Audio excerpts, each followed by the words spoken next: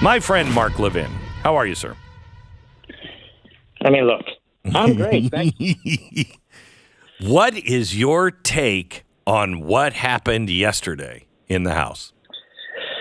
Well, I've been very outspoken about this. I know many people want to get behind Matt Gaetz. I am not one of them. So I guess I'm a neocon rhino sellout. But that said, don't you hate this? Don't you hate this? I put it on my business card. I don't have one, of course. Look, you and I have spent decades fighting these wars. This is one of the dumbest-ass wars I've ever seen. Why? You got guys who claim to be conservatives. One of them, Nancy Mace, who votes against McCarthy because he wouldn't put an abortion bill on the floor. He wouldn't put a gun control bill on the floor. She's a complete head case. You got another guy, Andy Biggs, president of the state Senate in Arizona, who blocked Convention of States. He runs for Congress. He wins.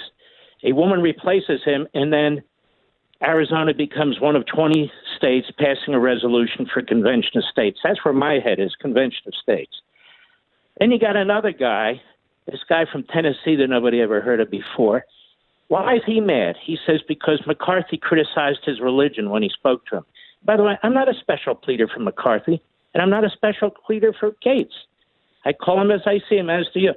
And so he says what he says. It doesn't make sense. You know why he voted against McCarthy?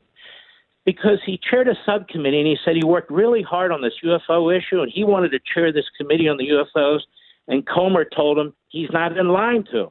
And he got very angry. That's why he votes against McCarthy. Then we have Gaetz, who goes to the floor of the House, and I'm listening to him very, very carefully. This is very important.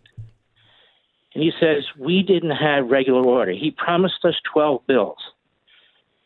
I had Tom Massey on the show, who's a longtime libertarian conservative. He's the best of the best. He's the gold standard. Love him. He said, that's not what happened. You got to get these bills out of committee. The Democrats were larding up these things. It was the conservatives who killed them in committee. We couldn't get these bills to the floor. It had nothing to do with violating a promise or anything else. And he said on my show, you can't have it both ways. Regular order where whatever comes out of a committee goes to the floor, and at the same time, we need to cut the budget. He said the Democrats were playing us. Some of the 8 and others voted against it to kill it in committee so it couldn't get to the floor. So I'm listening to him, and I said, well, then, what's this 12 bill stuff that Gaetz... He said, Gaetz knows this. I said, okay. Then I listened myself to Gaetz say, we have $33 trillion debt. And I said on the air, I don't remember Gaetz speaking up against all this COVID spending. And Massey said he never did, not once. I said, well, that was like $3 trillion right there. They wanted to spend $6 trillion. Almost none of it went to quote-unquote COVID or the pandemic. It went to the teachers' unions and everything else. Yep. I am telling you that if you're going to blow up the House, blow it up for the right reasons. I worked in the Reagan administration. We shut the government down 8 times. We knew exactly why we were shutting it down. He wanted his MX missile system. They wouldn't give it to him. He wanted those medium-range nuclear weapons in Europe to defeat the Soviets, which is what happened. And he shut it until he got it. And he fought over water projects and everything else, very specific. We have a $33 trillion debt, so let's burn down Washington. Okay, great. So what are they going to do now? That was my question. Control the budget now. Yeah, control it. I would love to see I'm not a fan of McCarthy. However, what is your plan now? You don't run away from something. You run toward something. They weren't running toward anything. Who are they running to? Who's going to take it? They ran towards the Squad and Hakeem Jeffries. Behind the scenes, they were working with them while complaining that McCarthy's working with the Democrats. I don't want anyone working with them for anything. 15% of the Democrats in the House are Marxists. They're outspoken, quote-unquote, democratic socialists. Why the hell are you working with the Progressive Caucus and going to whatever her Jamala, whatever, trying to coordinate with her? Why are you going to AOC like you have a real love lust for the woman. It's constant. And then you're raising money on it, and that's righteous. He's doing that for the people. He's sending out emails to put together lists to run for governor. Well, at least I'm not paid for by the special ed. Hey, bro, you have a 20-point Republican preference. You represent the Republican panhandle of Florida. And those are wonderful patriots. They're never going to vote for a Democrat. Then you got this guy Rosendale from Montana who ran for the Senate and lost last time and wants to run again. And he says he prayed for a very small Republican majority in the House so he and the others would have this control. Wow, that's constitutional. So 8 of you could run the House of Representatives with the Democrats? Let me tell you something. He made sure he won his election, but he didn't want enough people to come in where we had a big majority. You know, there's a lot of patriotic conservatives that lost in that midterm election that many of us voted for, like here in Northern Virginia. We had a great guy running. He lost by 1% in a purple, or actually more blue district, Loudoun County, Virginia, for God's sakes. And am I glad he lost? So Rosendale has more power? This guy's from Montana. He has nothing to do with me. And so you've got just so many weird things going on, and people need to scratch their heads and ask this. Is Chip Roy a rhino? Is Byron Donalds a rhino? Is Jim Jordan? Is every other member of the Freedom Caucus who voted against these guys, are they rhinos too? No.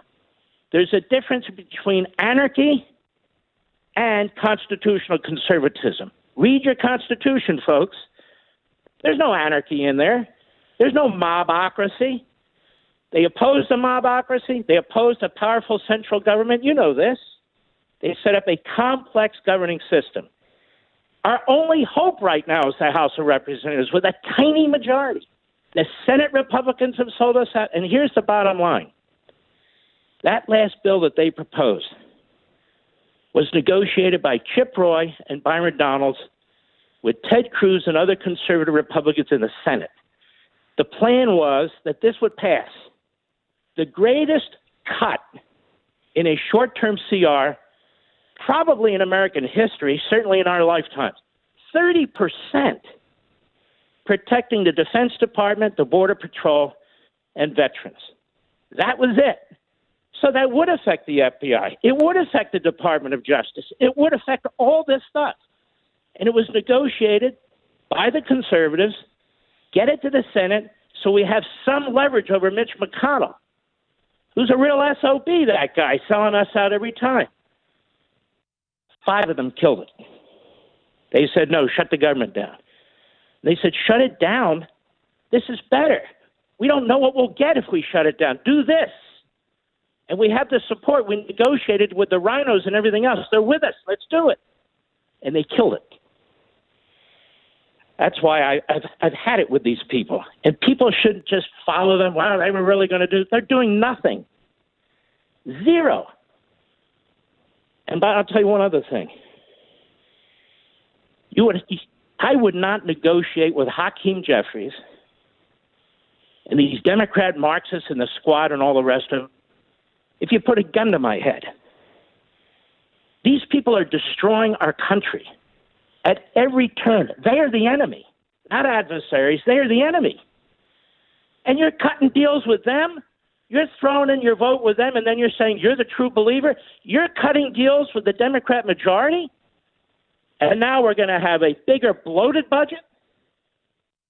The border's going to remain open because part of that bill that they opposed had the strictest restrictions on the border ever passed by the House of Representatives. I read it. It's unbelievable. Would it pass the Senate? Well, they don't control the Senate. But it would have given our conservatives in the Senate something to negotiate with. Look at the House. Look what they passed, Mr. McConnell. We got to do something about these things. Now they have nothing. Zero. And so I would ask people who are defending and promoting these people, do you know who they are? How many of you know the guy from Tennessee? How many of you know the guy from Montana? How many of you really know about Nancy Mace, who's a complete head case out of South Carolina? So this is my problem.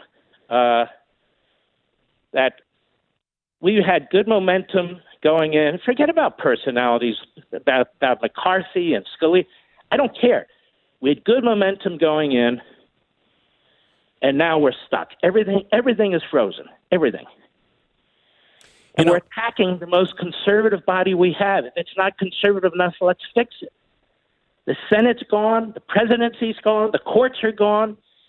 We have a 5-vote majority in the House who are doing more with that 5-vote majority than anybody else, and we just crippled it.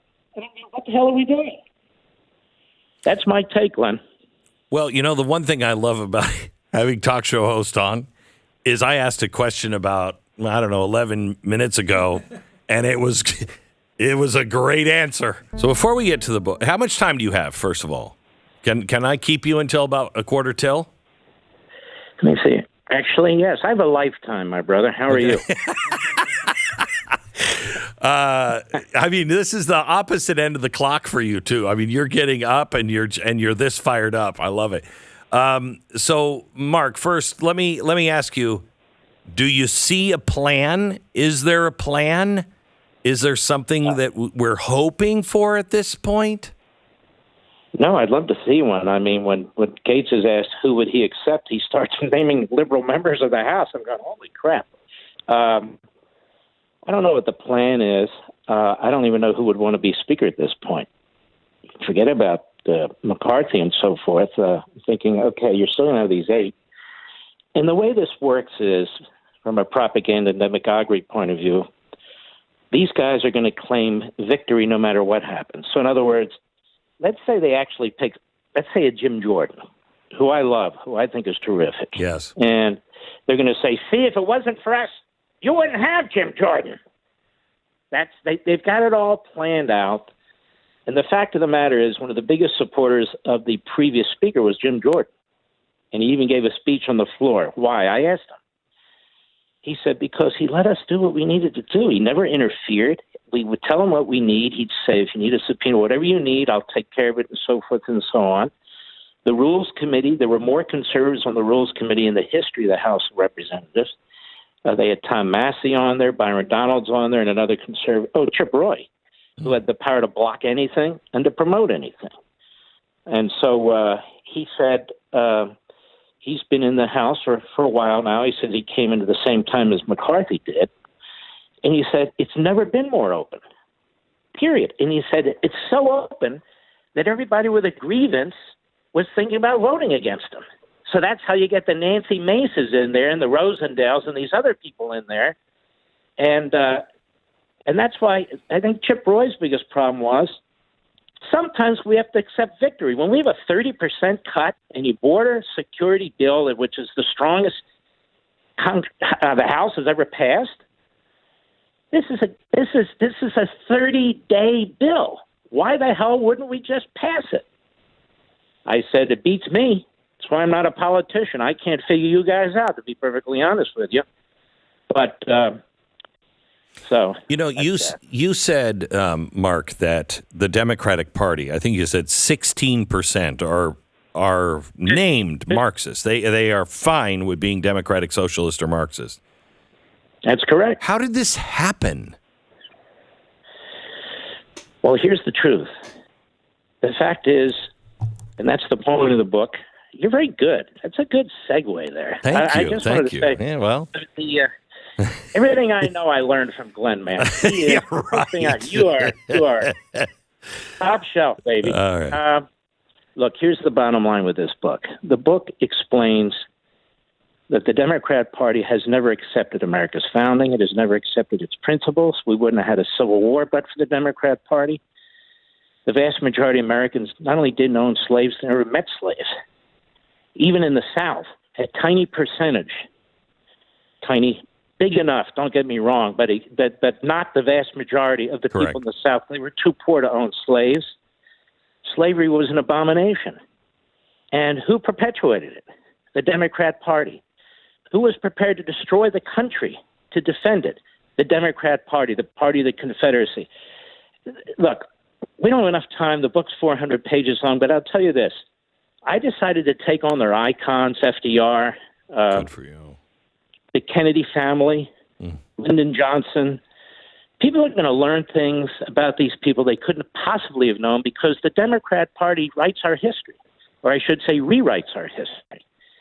So all the things the Democrat Party today condemns, and we condemn, back in our history, is their history.